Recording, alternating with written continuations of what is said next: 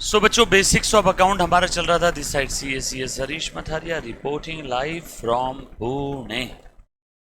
Done. Start करें हम लोग। तो बेटा, बेसिक्स में हमने जर्नल एंट्रीज कैसे पास करते हैं वो देखा था, लेजर पोस्टिंग देखा था, बैलेंसिंग देखा था, राइट, और ट्रायल बैलेंस कैसे बनाते हैं वो देखा था।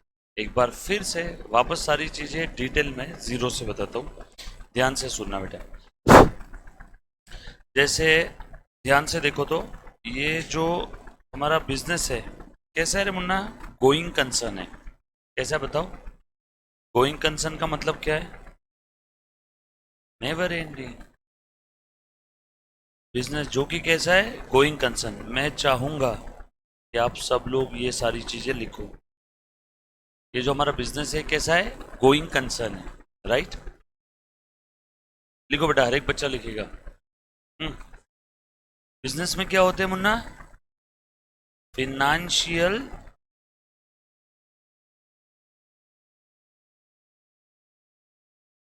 ट्रांजैक्शंस। फिनेंशियल ट्रांजैक्शंस का मतलब क्या है? Very good. Exchange in money और money is worth on either side. Done. लिख रहा है ना हर कोई? और मैं लिख रहा हूं और समझा रहा हूं, आप लिखोगे और समझोगे। मैं कितने काम कर रहा हूं? दो। आप भी कितने काम करोगे? दो। ठीक है। उसके बाद फिनेंशियल ट्रांजैक्शन के बाद क्या है मुन्ना? जैसे ही ट्रांजैक्शन हो आप उसे क्या करोगे? रिकॉर्ड करोगे। ध्यान से सुनना। रिकॉर्डिंग। रिकॉर्डिंग कहाँ करोगे? In the books of account. In the books of account. सही है ना? रिकॉर्डिंग कहाँ होगी? In the books of account. कैसे होगा रिकॉर्डिंग? अनसिस्टमेटिक वे में या सिस्टमेटिक वे में?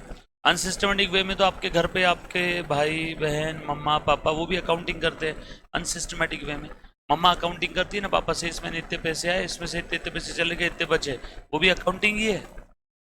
एक सब्जी वाला पान वाला भी तो अकाउंटिंग कर रहा है। आप किसी सब्जी वाले से उधार में सब्जी लो, 2 महीने बाद भी आपको बोल देगा आपसे इतने पैसे लेने हैं। उसने याद करके रखा है या अकाउंटिंग करके रखा? अकाउंटिंग। याद नहीं किया है उसने, अकाउंटिंग करके रखा है। बट कैसे? अनसिस्टमेटिक वे। हम लोगों को सिस्टमेटिक वे सीखना है या unsystematic? Systematic way of accounting. Systematic way मतलब क्या? With the help of rules of debit and credit. So in the books of account using the rules of debit and credit. Yes और no?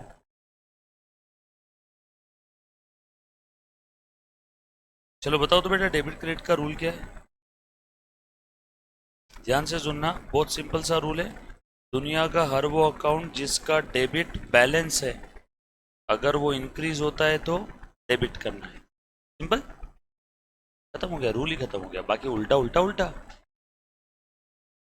मतलब credit balance वाला account अगर increase होता है तो credit, opposite opposite debit. हो गया। Accounting की दुनिया खत्म हो गई इसी में। अब उसके बाद आपका सवाल, सर आपने अभी अभी बोला जो अकाउंट का डेबिट बैलेंस है वो अगर बढ़ते हैं तो डेबिट करो। सर कौन कौन से अकाउंट का डेबिट बैलेंस है? अब बताओ। Assets, drawing, debtors. मैं बुक चेक करूंगा सभी का, प्लीज लिखना, बेइज्जती हो जाएगी वरना क्लास में। Debtors, expenses and losses. ये सारे टाइप के अकाउंट्स का कौन सा बैलेंस है बेटा? डेबिट बैलेंस है। Means asset, drawing, debtors, expense, losses, इस टाइप के अकाउंट अगर बढ़ते हैं तो डेबिट करो, अपोजिट कम हो रहे तो क्रेडिट करो। अच्छा, बढ़ना है या कम होना कहाँ समझ में आएगा? ट्रांजैक्शन से। और क्रेडिट बैलेंस कौन कौन से अकाउंट का है? एसेट के अपोजिट क्या है? लायबिलिटीज। ड्राइंग के अपोजिट कैपिटल। डेटर्स के अपोजिट क्रेडिटर्स। एक्सपेंस के अपोजिट इनकम एंड लॉसेस के अपोजिट गेन्स। इन सब का मतलब मालूम है सभी को? कोई ऐसा बच्चा इस क्लास में जिसको एसेट का मतलब नहीं मालूम? Asset property of every description of the business, like cash, car, computer, furniture, land, building, plant, machinery, copyright, patent, goodwill, trademark, सारी एसेट्स आ गई। ड्रॉइंग, ओनर पर्सनल पर्पस के लिए बिजनेस से कुछ विड्रॉ कर रहा है तो हम लोग उस विड्रॉल को क्या बोलते हैं? Drawing. Debtors, party or person from whom amount is receivable. मैंने बाहुबली को उधारी में माल बेचा, now Baahubali is my debtor. मैंने कटप्पा को पैसे उधार दिए, अब मुझे उससे फ्यूचर में पैसे वापस लेने हैं, now Kattappa is my debtor.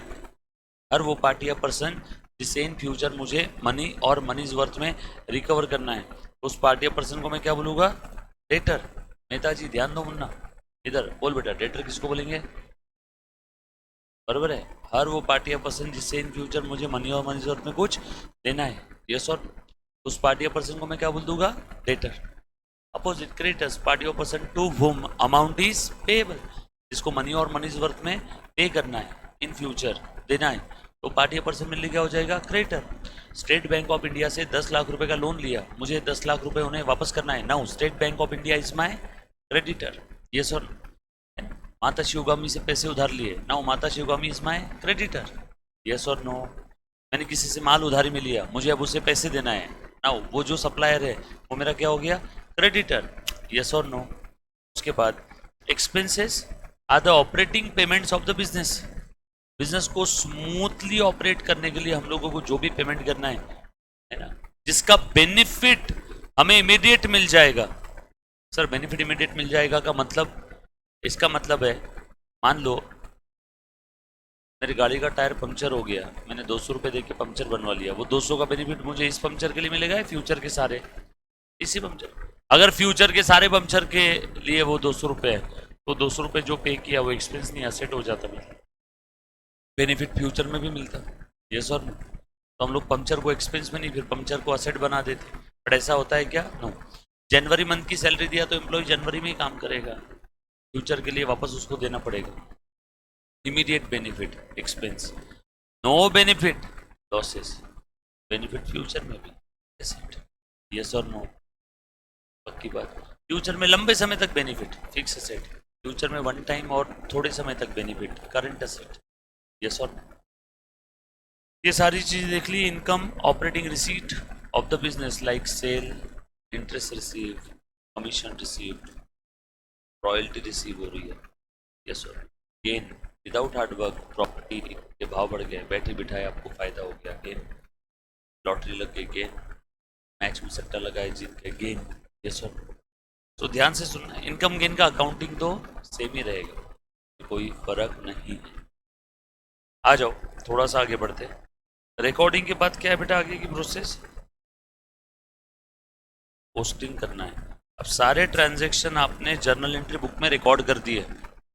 अब ये सारे ट्रांजैक्शन क्या हो गए? ये तो एक ही बुक में लिख दिया आपने। हल्दीराम का चूड़ा हो गया, asset, drawing, data, segment, losses, liability, capital, creditor, income gain, सारे ट्रांजैक्शन एक ही जगह लिख दिए। अब अगर आपको इन्फॉर्मेशन रिट्राइव करना है, उसमें से निकालना है, तो अब मुश्किल हो जाएगी ना। ये तो ऐसी बात हो कि मेडिकल शॉप में सारी दवाइयाँ एक साथ ला के डंप कर दिए, पूरा पहाड़ बना दिया दवाइयों का। अब उसमें से ढूंढो क्रोसिन किधर है, डोलो किधर है, ये किधर है, मुश्किल हो जाएगा ना। तो इन्फॉर्मेशन को अगर जल्दी ढूंढना है तो आपको उसे ठीक से रखना होगा। आप घर पे आपके सॉक्स सामान सही जगह पे नहीं रखते हो तो मिलता है क्या? फिर मॉम ढूंढते रहती है आपकी। बट वही मॉम क्या बोलती है, रखते समय ही अगर सही जगह रखा रहता, यानी मॉम भी आपको क्या समझा रही है, लेजर पोस्टिंग करो ठीक से। अगर आपने ठीक से सारा सामान सही जगह पे रखा होता तो आपको इन्फॉर्मेशन या सामान जल्दी मिल जाता, इसीलिए। बट आप तो ठहरे जर्नल एंट्री वाले, आपने सारे सामान एक ही जगह पे रख दिए, है ना। जो धोने के कपड़े वो, जो नहीं धोने के वो भी एक जगह पे, सॉक्स भी एक जगह पे, सब एक जगह पे।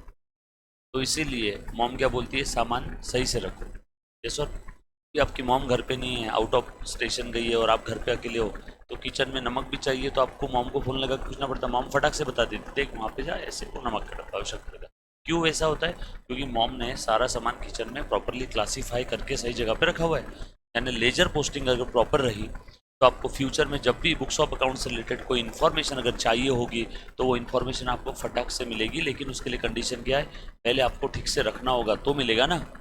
तो ठीक से इन्फॉर्मेशन रखना मतलब क्लासीफाई करके रखना, मतलब टेक्निकली पोस्टिंग। ये बात समझ में आई क्या? तो ध्यान से सुनो, पोस्टिंग कहाँ करते हैं? लेजर बुक में, खाता वही laser book. Laser book, laser book में क्या होते हैं? Accounts. Summary of related information at one page in T shape format, left side debit side, right side credit side. अब ये अकाउंट्स में कौन सी इंफॉर्मेशन रहेगी? जिसका भी वो अकाउंट रहेगा वो इंफॉर्मेशन रहेगी। ये कैश का अकाउंट है तो इसमें कैश रिलेटेड सारी इंफॉर्मेशन रहेगी। नमक के डब्बे में नमक ही रहेगा ना, कि शक्कर मिर्ची भी रहेगी? नमक ही रहेगा। शक्कर के डब्बे में शक्कर, कैश के अकाउंट में कैश, सेल के अकाउंट में सेल, राम के अकाउंट में राम, श्याम के अकाउंट में श्याम से रिलेटेड इंफॉर्मेशन, सैलरी के अकाउंट में सैलरी रिलेटेड इंफॉर्मेशन, वेजेस के अकाउंट में वेजेस रिलेटेड इंफॉर्मेशन। तो हम लोग धंधे के सारे ट्रांजेक्शन्स को क्लासीफाई करके एक जगह पे बस रख रहे हैं। राम से रिलेटेड इंफॉर्मेशन राम के अकाउंट में, श्याम से रिलेटेड इंफॉर्मेशन श्याम के अकाउंट में, सेल से रिलेटेड इंफॉर्मेशन सेल्स अकाउंट में, car related information car account में, salary related information salary account में। सर कौन कौन से अकाउंट बनाने पड़ते हैं? मुझे क्या पता। जर्नल एंट्री देखो, जर्नल एंट्री आपको बताएगी कौन कौन से अकाउंट्स बनाने हैं। जर्नल एंट्री आपने पास की ना ऊपर अभी रिकॉर्डिंग में, ये सर तो रिकॉर्डिंग कर दिया, उससे आपको समझ में आ जाएगा कौन सा अकाउंट बना है। पोस्टिंग के बाद आप लोग क्या करते हो? बैलेंसिंग। जो साइड की टोटल ज़्यादा है उसके अपोजिट साइड में बैलेंस आएगा। डेबिट साइड की टोटल ज़्यादा है इसलिए बैलेंस का नाम debit balance, vice versa. Credit side की टोटल ज़्यादा है तो बैलेंस का नाम क्रेडिट बैलेंस। यस और नो? बैलेंसिंग के बाद आप लोग क्या करने वाले हो? ट्रायल बैलेंस बनाओगे।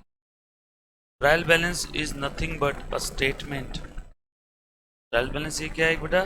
Statement which help us to know the arithmetical accuracy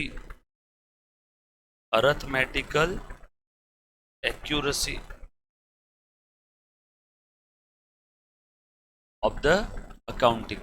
arithmetical accuracy क्या होता है? आपने ऊपर जितने भी लेजर बनाए वो लेजर के जो भी बैलेंसेस आ गए वो सारे बैलेंसेस ट्रायल बैलेंस में लिख दो। डेबिट बैलेंस जो है वो डेबिट कॉलम में लिखो, क्रेडिट बैलेंस क्रेडिट कॉलम में लिखो, और वो टैली होना चाहिए। तो वो टैली क्यों होता है? धंधे में ट्रांजेक्शन में जो लेन देन होता है वो हर बार लेन देन इक्वल है। ऐसा है कि आप 100 रुपये दे के बदले में 90 का सामान लोगे? नो, 100 दे के 100 का लोगे, या 100 का लिया तो 100 ही दोगे। लेन देन हर बार इक्वल होता है, डेबिट क्रेडिट हर बार इक्वल रहेगा। डबल एंट्री सिस्टम में 2 एस्पेक्ट हर बार इक्वल रहेंगे, इसीलिए ट्रायल बैलेंस टैली है, इसीलिए बैलेंस शीट टैली है। यस और नो?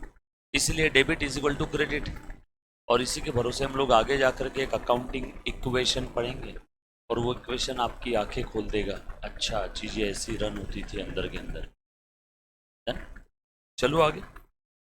ट्रायल बैलेंस एक तुच्छ स्टेटमेंट है, लॉ के पॉइंट ऑफ व्यू से इसका जीरो इंपॉर्टेंस है। रीजन, ट्रायल बैलेंस टैली होने के बावजूद भी कभी कभी अकाउंटिंग में गलतियाँ होती है और वो गलतियाँ हम लोग सुधारेंगे with the help of topic rectification of errors. गलतियों को सुधारना, रेक्टिफिकेशन सुधारना, रेक्टिफिकेशन सुधारना। क्या? एरर, गलतियाँ कौन सी? Accounting related. देखेंगे आगे, बहुत दूर है अभी। ट्रायल बैलेंस के बाद फाइनल अकाउंट। फाइनल अकाउंट क्यों बनाते हैं बेटा हम लोग? बिजनेस का ऑपरेटिंग रिजल्ट जानने के लिए, बिजनेस का ऑपरेटिंग रिजल्ट जानने के लिए। यस और नो? हम लोग फाइनल अकाउंट बनाते हैं। कोई हॉबी है, शौक है क्या? साल खत्म हो रहा है, चलो यार फाइनल अकाउंट बना लेते हैं। नो, ऑपरेटिंग रिजल्ट जानना है। सर ऑपरेटिंग रिजल्ट यानी धंधे में प्रॉफिट हो रहा है, लॉस हो रहा है, बिजनेस की औकात क्या है, बिजनेस में कितनी एसेट्स है, कितनी लाइबिलिटीज़ है। यस और नो? सो ऐसे हज़ारों सवालों के जवाब है। लाइक आपको कोई डिसीजन लेना है तो डिसीजन आप बिजनेस की पोजीशन जाने बगैर नहीं ले पाओगे। बैंक से लोन लेना है, बैंक को फिनेंशियल स्टेटमेंट यानी फाइनल अकाउंट, फिनेंशियल स्टेटमेंट यानी फाइनल अकाउंट देना होगा। आपके धंधे में कितनी इनकम है, कितनी एक्सपेंस हुआ ड्यूरिंग द पीरियड, किससे कितना लेना है, किसको कितना देना है। यस और? तो ये सारी चीज़ आपको कैसे समझ में आएगी? फाइनल अकाउंट से।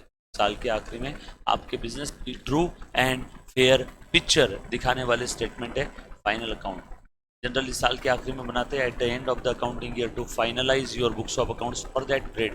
दैट्स व्हाई इसका नाम क्या है? फाइनल अकाउंट्स, उस साल के आखिरी का। ये सर क्लियर है? फाइनल अकाउंट किस बेसिस पे बनता है? ट्रायल बैलेंस के भरोसे। इसलिए ट्रायल बैलेंस के बाद इमीडिएटली क्या बनाते हैं? Final account. फाइनल अकाउंट बनाना मतलब क्या, इसमें 3 कंपोनेंट है जनरली। अगर मैं किसी अकेले आदमी की अगर बात करूं, किसी सोल प्रोप्राइटर की बात करूं, इसमें 3 है। कौन कौन से 3 है बेटा? Trading, P&L, balance sheet. Done. एक सेकंड बच्चों, ICICI कॉल।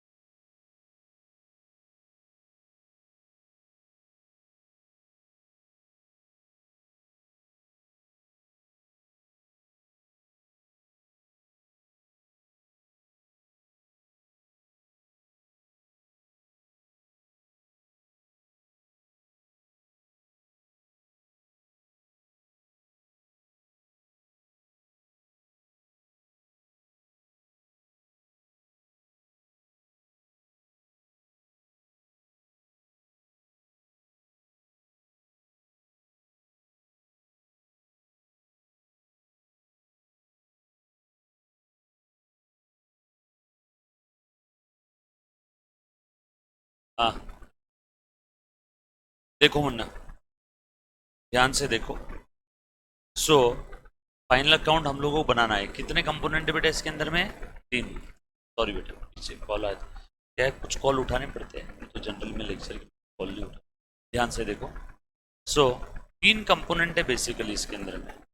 एक तो आपको आपके बिजनेस में अंदाज कितना प्रॉफिट लॉस हुआ ये निकालना होता है। जैसे ये मैंने प्रोडक्ट खरीदा 100 रुपये का। कितने का खरीदा बोलो मुन्ना? 100 रुपये का। और इसको बेच दिया मैंने 150 रुपये। बोलो कितने का प्रॉफिट हुआ?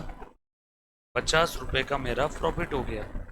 बट वेट, ये बेचने के लिए मुझे दर दर की ठोकरें खानी पड़ी। मैंने मेरे गाड़ी में पेट्रोल डाल करके 4-5 किलोमीटर घूमा, कस्टमर ढूंढा, फिर बीच में भूख लगी, नाश्ता किया, फिर कोई कस्टमर मिला नहीं, ऑफिस में आके बैठा, फ़ैन चालू किया, उसके लिए इलेक्ट्रिसिटी लग गई।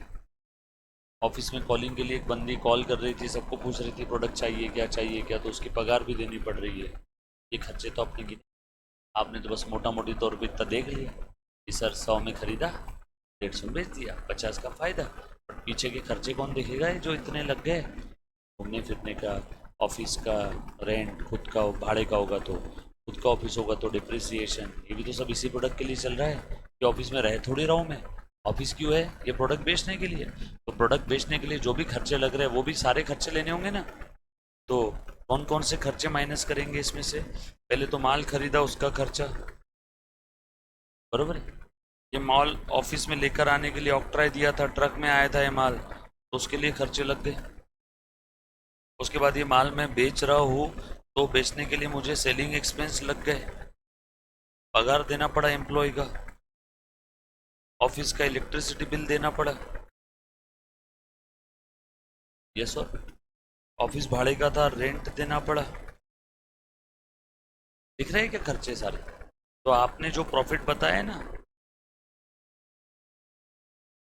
ये अंदाज प्रॉफिट है, ग्रॉस अंदाज प्रॉफिट। मराठी काम बोले, ढोबड़ नफा, ढोबड़ अंदाज प्रॉफिट, ग्रॉस प्रॉफिट। बट ये आपके काम का है क्या? नो, क्योंकि आपने बाकी खर्चे तो कंसिडर ही नहीं किए अभी तक के। और जो ये खर्चे लगे नहीं आपको, सेलिंग एक्सपेंस और ये सब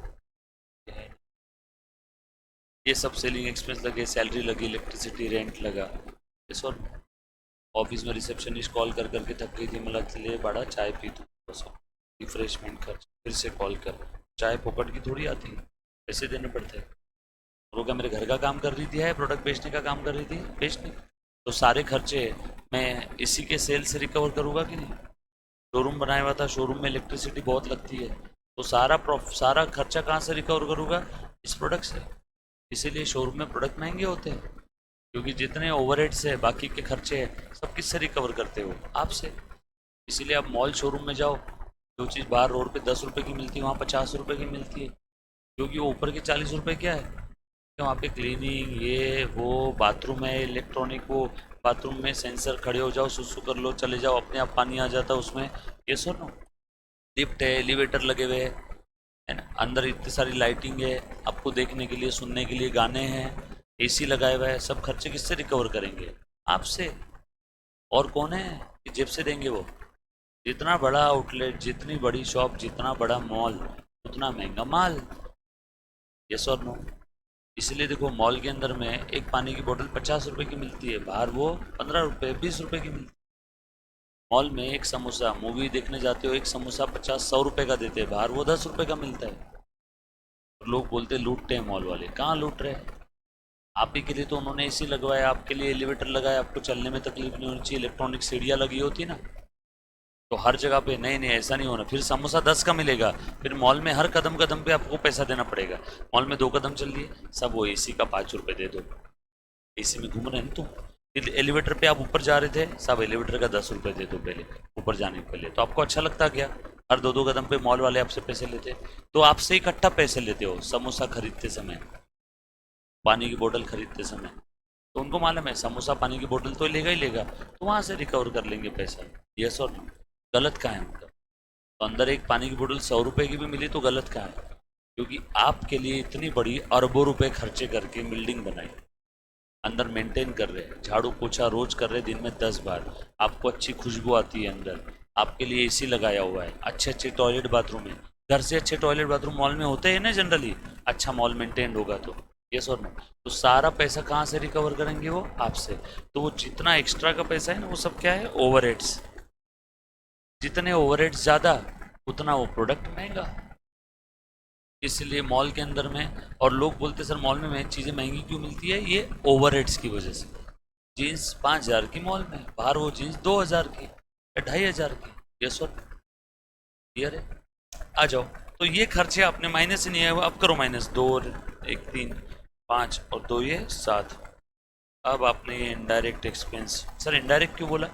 क्योंकि ये ऐसे खर्चे डायरेक्टली इस गुड्स के लिए नहीं लगे, ये गुड्स को बेचने के लिए। इनडायरेक्टली इस गुड्स के लिए लग रहा है ना, ये इनडायरेक्टली इस गुड्स के लिए तो खर्चा हो रहा है। ये जो चाय पिलाई मैंने उसको, ये किसके लिए पिलाई? अल्टीमेटली गुड्स के लिए। क्योंकि गुड्स है तो धंधा है, धंधा है तो एम्प्लॉय है, एम्प्लॉय है तो प्यास है, प्यास भूख है, चाय है। गुड्स ही नहीं होता तो धंधा नहीं होता, धंधा नहीं होता एम्प्लॉय नहीं होता, एम्प्लॉय नहीं होता तो चाय किसको पिलाता? तो इनडायरेक्टली ये सब किसके लिए हो रहा है? गुड्स के लिए।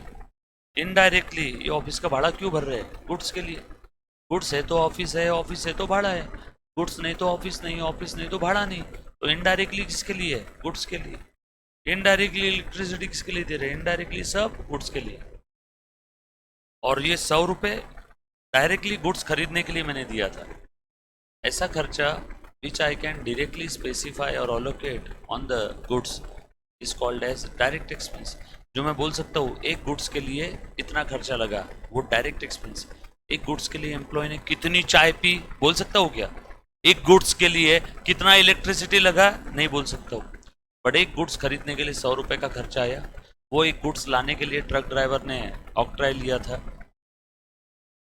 तो वो लगा 2 रुपये। तो एक गुड्स के लिए जो जो खर्चे लगे आप डायरेक्टली बोल सकते हो, वो सब direct expense. Direct expense are those expense which you can directly allocate on the final product और which you can directly relate with the final product और गुड्स। सब डायरेक्ट एक्सपेंस है। और बचे कुछ सारे डायरेक्ट एक्सपेंस। यस और no? बात समझ में आई सभी को? पक्की बात? तो आपने जो अंदाज प्रॉफिट बताया वो ये था 50, उसमें से माइनस कर दिए इनडायरेक्ट एक्सपेंस 7। ध्यान से सुनना मुन्ना। तो बताओ आपका नेट प्रॉफिट कितना है रे बेटा? 43। तो ये अंदाज प्रॉफिट आपको कहाँ से पता चला? एक स्टेटमेंट बनाया मैंने इससे। ये आपका ये परचेस सेल क्या है, इसको आप लोग बोलते हो ट्रेड। परचेस सेल क्या है आपका? ट्रेड है, ये तो मेन ट्रेड है। तो ये मुझे समझ में आया ट्रेड अकाउंट। आप ट्रेडिंग करते हो ना, ट्रेडिंग अकाउंट से। ये सर, इससे आपको अंदाज आपका प्रॉफिट लॉस समझ में आया। बट शुद्ध नफा या शुद्ध नुकसान जो हुआ वो समझ में आएगा प्रॉफिट एंड लॉस अकाउंट से। तो ये आपको समझ में आया। ग्रॉस प्रॉफिट कितना आया? 50। 50 आया ना?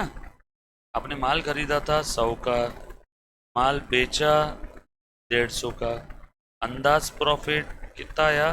50। अभी अंदाज प्रॉफिट से बाकी खर्चे माइनस करो क्या।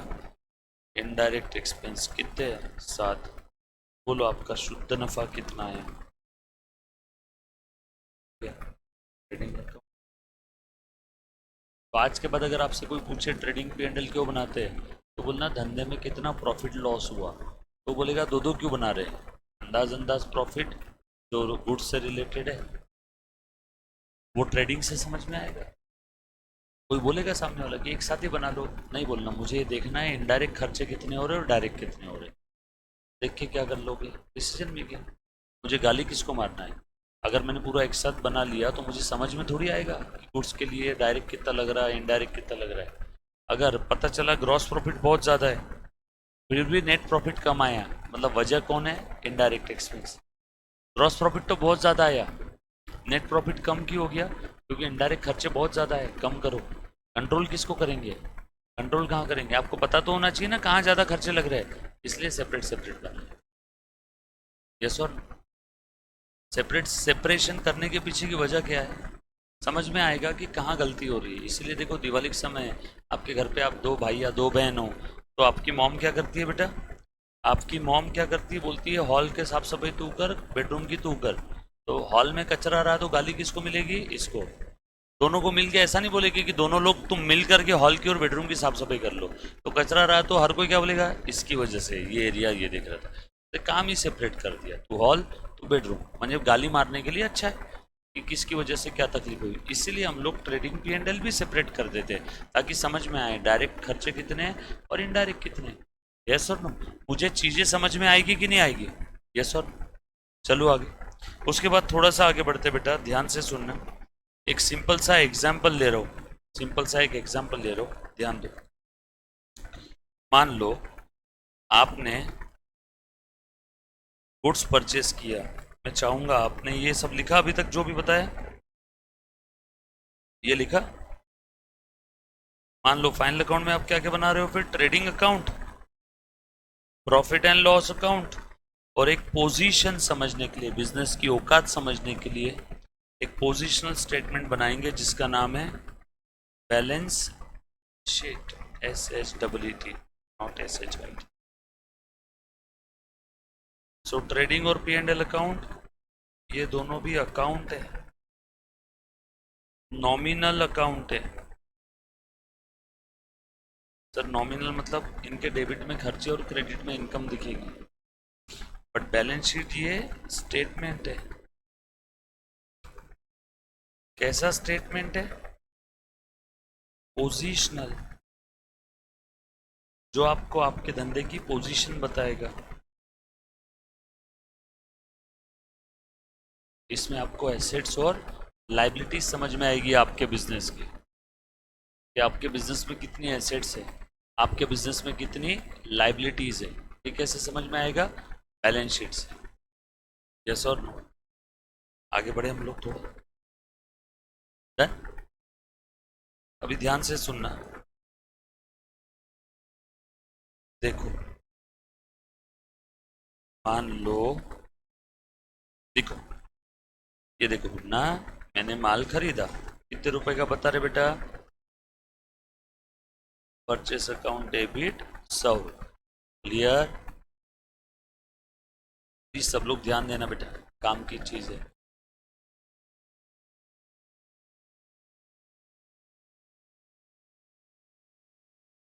तो कैश अकाउंट 100। अच्छा है, माल खरीदने के पहले धंधे में पैसे तो आने चाहिए ना।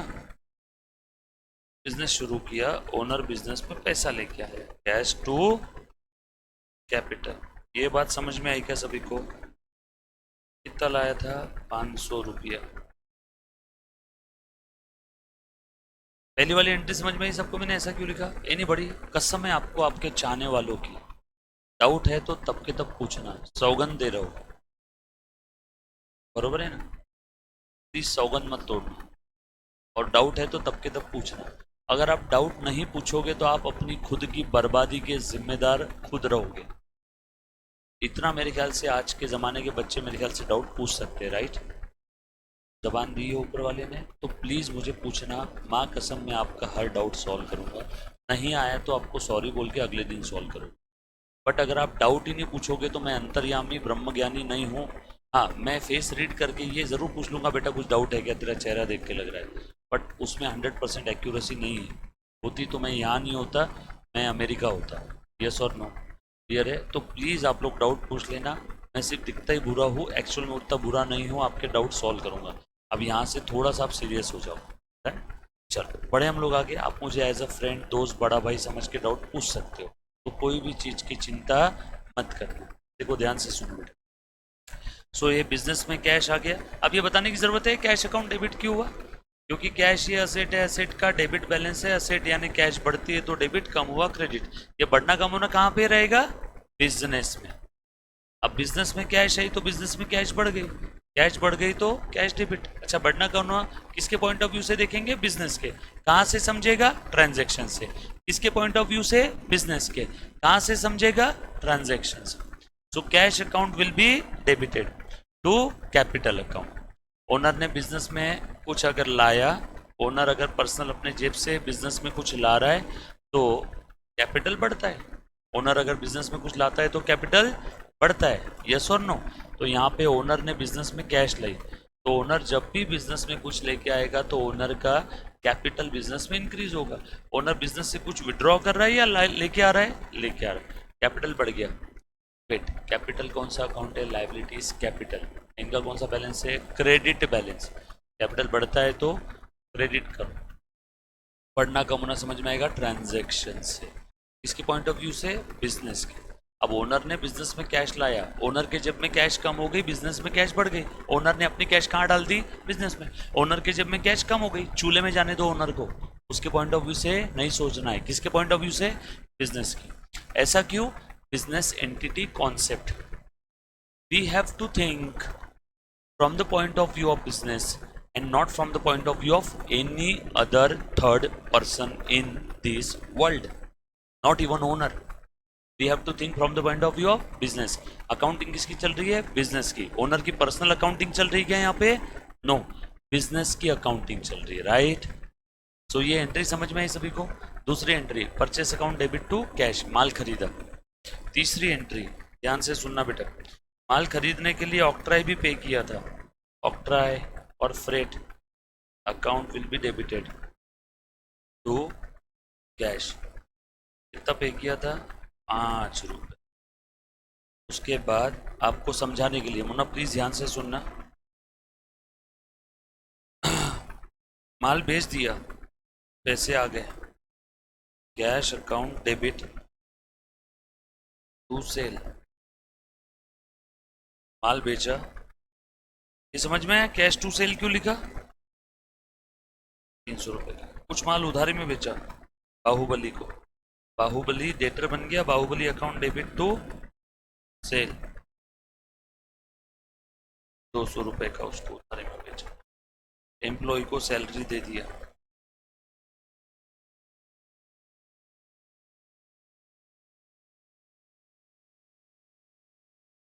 50। और बिजनेस के अंदर में कंप्यूटर भी खरीदा। अब हमारा काम बड़ा हो गया है ना, कंप्यूटर परचेज कर लिया। अब हिसाब किताब कंप्यूटर, कंप्यूटर टू कैश, 100 रुपये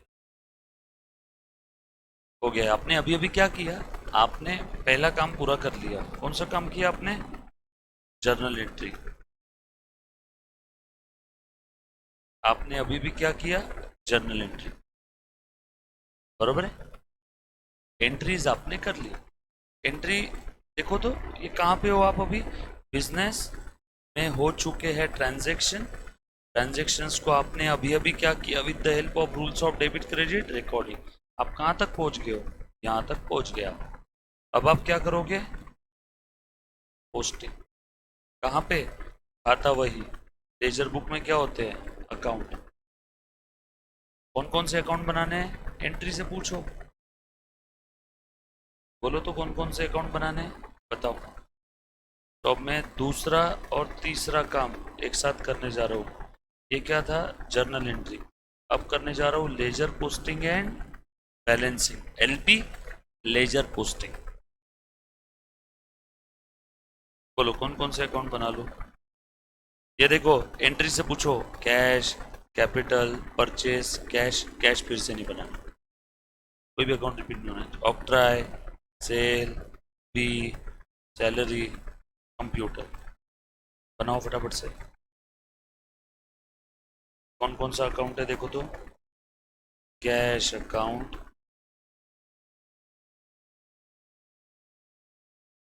कैपिटल अकाउंट,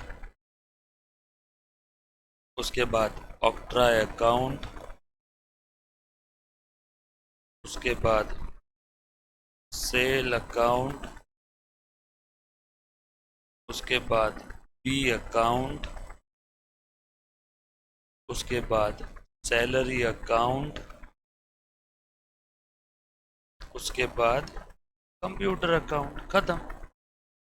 जर्नल एंट्री से पूछा, हे जर्नल एंट्री बता कौन कौन से अकाउंट बनाऊं, तो उसने बता दिया।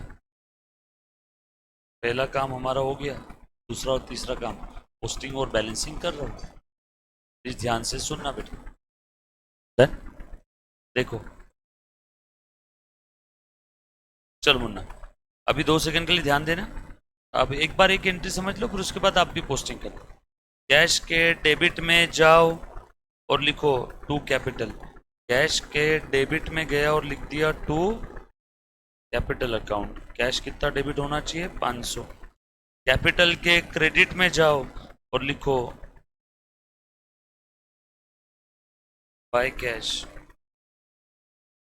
हो गया इसका पोस्टिंग। उसके बाद परचेस के डेबिट में टू कैश। परचेस अकाउंट नहीं बनाया क्या हमने, परचेज अकाउंट।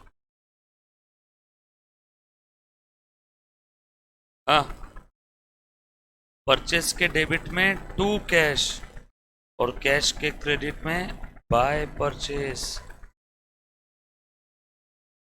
ऑक्ट्राई के डेबिट में to cash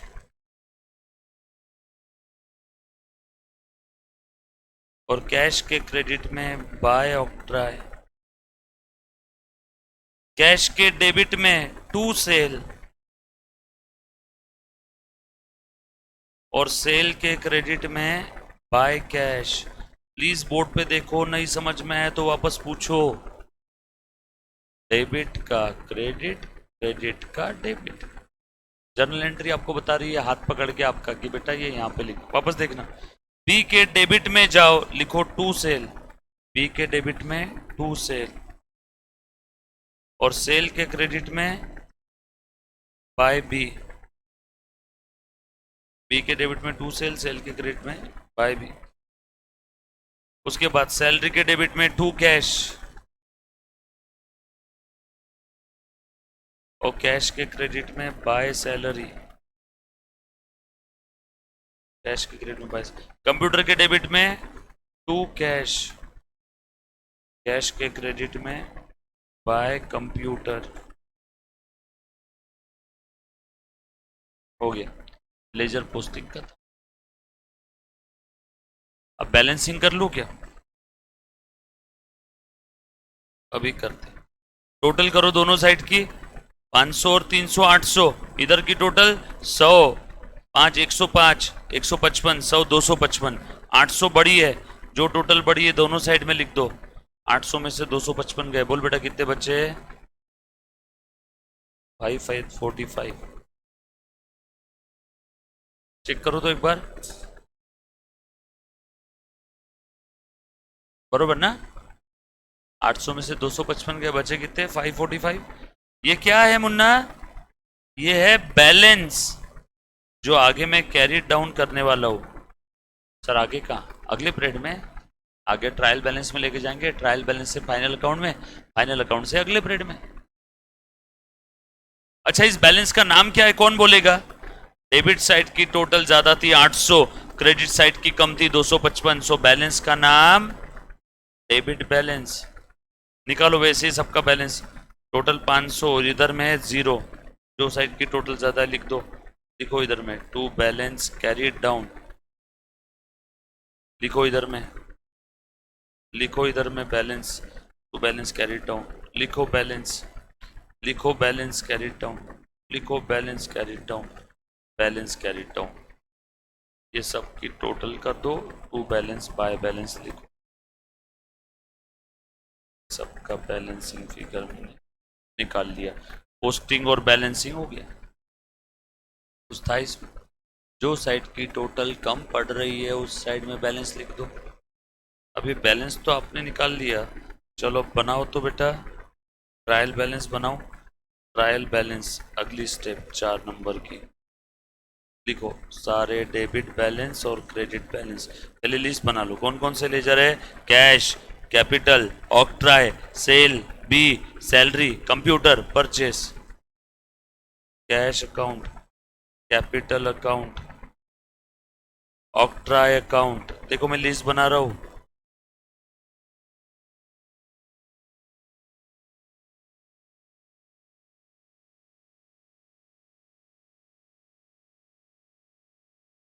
cash, capital, octroi, उसके बाद सेल, उसके बाद बी, उसके बाद सैलरी, उसके बाद कंप्यूटर और उसके बाद परचेस।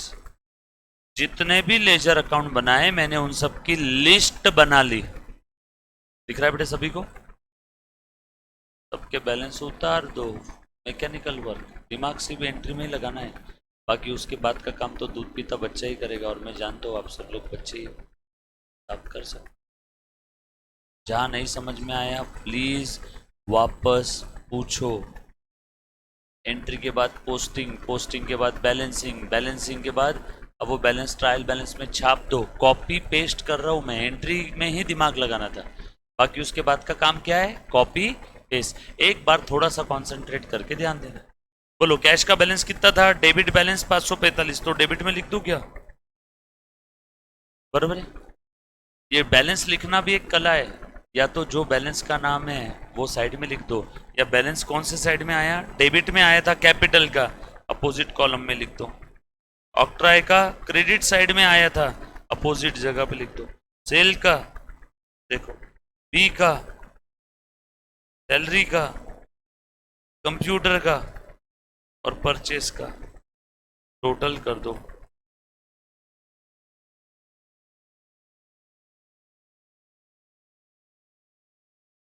देखो करो बेटा टोटल। कोई तो चीज छोटी है क्या, उन्ना चेक कर रहे। 550, 750, 800, 1000 हो गया टोटल टैली।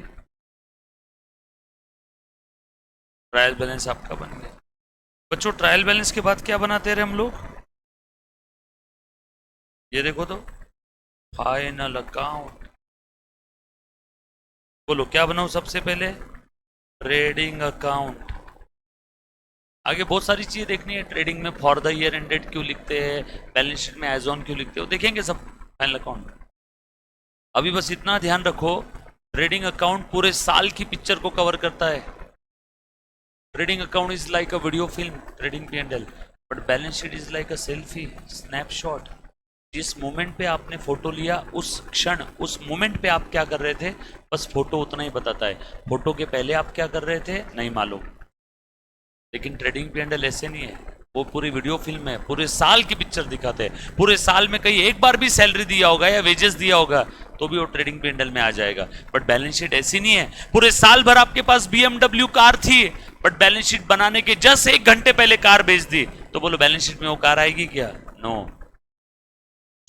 लेकिन पूरे साल भर BMW कार थी, आखिरी दिन कार नहीं थी, और वो कार के लिए आपने पेट्रोल डीजल का खर्चा किया, बट P&L ट्रेडिंग में आ जाएगा क्या पेट्रोल डीजल? हाँ, भले ही कार नहीं थी P&L वाले दिन, बट फिर भी पेट्रोल डीजल का खर्चा आया उसका।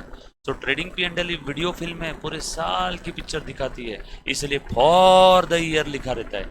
But balance sheet as on that date, खत्म। उसके पहले क्या था नहीं मालूम, इसलिए balance sheet is like a snapshot, photo, selfie. Yes और फोटो के पहले क्या कर रहे थे मालूम है क्या? तो साल भर कार थी, बैलेंस शीट डेट वाले दिन कार नहीं है, बैलेंस शीट में नहीं आएगी। फोटो के समय जो नहीं था वो नहीं आएगा, जो था वो आएगा। क्लियर? डिटेल में देखेंगे फाइनल अकाउंट टॉपिक में, अभी तो बेसिक चल रहा है। तो ट्रेडिंग अकाउंट, तो आप छोटे छोटे बच्चे हो, नॉमिनल अकाउंट है, P&L अकाउंट,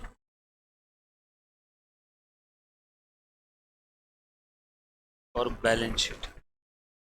सो बिजनेस की पोजीशन समझ रहे हैं हम लोग, बिजनेस के ऑपरेटिंग रिजल्ट समझ रहे हैं। बैलेंस शीट में लेफ्ट साइड लाइबिलिटी साइड और राइट साइड को एसेट साइड का नाम देना। बिजनेस की औकात इसी से समझ में आएगी, पोजीशन, फिनेंशियल पोजीशन, औकात। यस और no? Yo Devi, hi, hello girls, how are you? छोड़ दिया जी, डन।